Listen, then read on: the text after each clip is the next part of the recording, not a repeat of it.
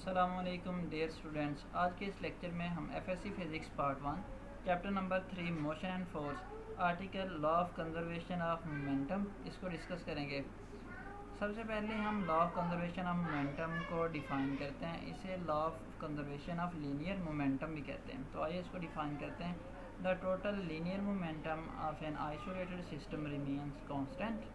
अब मोमेंटम की डेफिनेशन हमें पढ़ी थी कि मोमेंटम को हम पी से डिनोट करते हैं और उसका जो फार्मूला होता है वो इक्वल होता है P is equal to M we.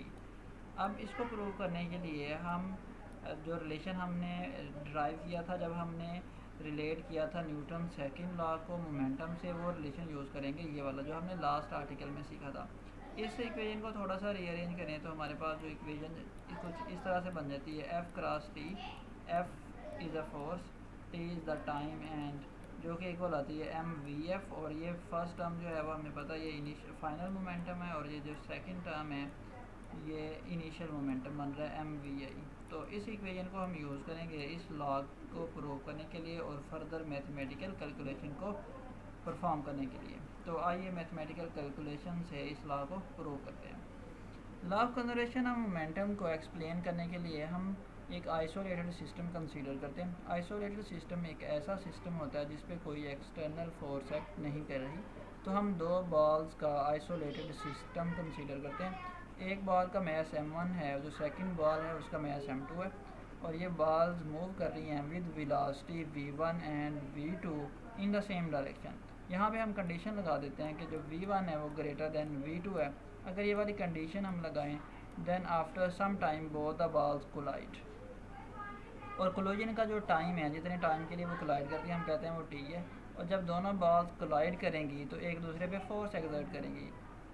वो फोर्स जो m1 एक्सर्ट करता है m2 पे, उसे हम कह देते हैं वो f है। तो इसके इक्वल और अपोजिट फोर्स m2 भी एक्सर्ट करेगा m1 पे, जिसको हम कह देते हैं f प्राइम। इसका मतलब ये हुआ कि m1 पे एक्सर्ट होने वाली जो फोर्स है वो f प्राइम है और जो फोर्स m2 पे एक्सर्ट हो रही है वो f है।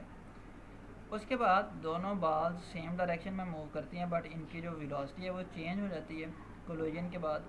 तो v1 वेलोसिटी के साथ जो बॉल मूव कर रही थी m1, उसके वेलोसिटी आफ्टर कोलिजन इसको डिनोट करते हैं v1 प्राइम से, और जो m2 की वेलोसिटी होगी आफ्टर कोलिजन उसको डिनोट करते हैं v2 प्राइम से।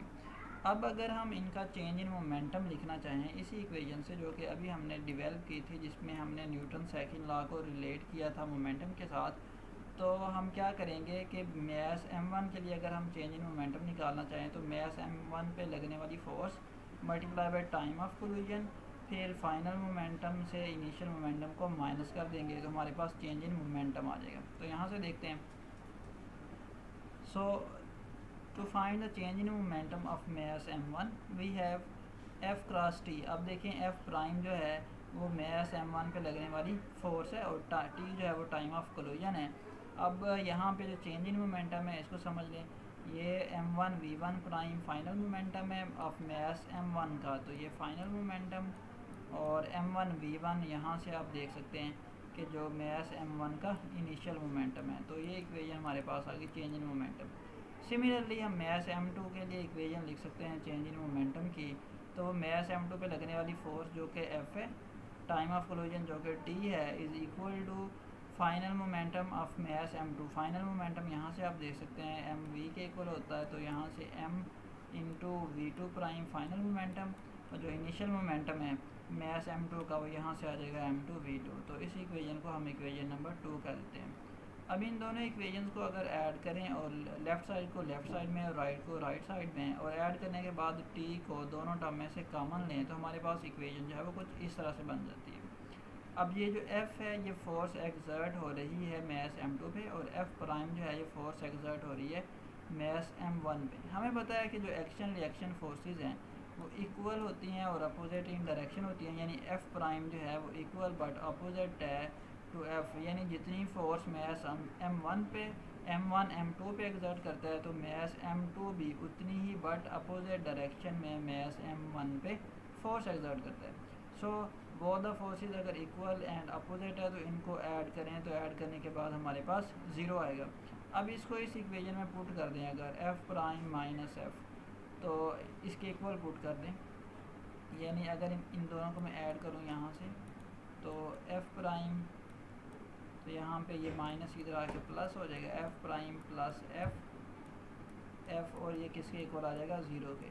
अब इस कंडीशन को, ये जो एफ़ प्राइम प्लस एफ़ या F prime is equal to minus F, इसको पुट कर दें हम इस इक्वेशन में, तो यहाँ पे 0 आ जाएगा। जब टी के साथ मल्टीप्लाई होगा तो ये सारी टर्म को 0 कर देगा। तो हमारे पास यही वाली जो इक्वेशन है इसको हम इस तरह से लिख सकते हैं। अब यहाँ पे ज़रा गौर करें, इस फर्स्ट टर्म पे ज़रा गौर करते हैं। m1v1 प्राइम ये क्या है? ये फाइनल मोमेंटम है। किसका फाइनल मोमेंटम है? ऑफ बॉल m1 का आफ्टर कोलिजन, इसका फाइनल मोमेंटम है। इसको मैं p1 कह देता हूँ ताकि हमें पता चले कि ये फाइनल मोमेंटम है बॉल m1 का।